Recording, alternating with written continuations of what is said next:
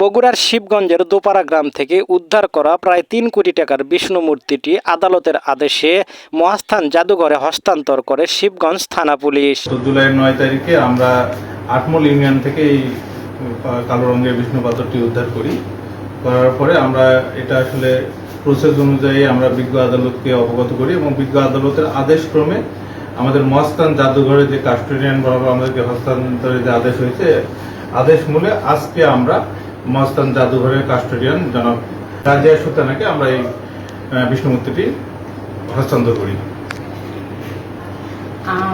আসলে মূর্তিটি খুবই সুন্দর, কালো পাথরের বিষ্ণু মূর্তি এটা।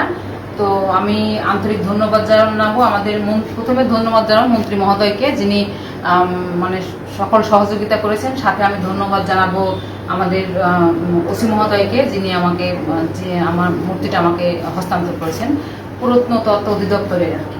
ধন্যবাদ।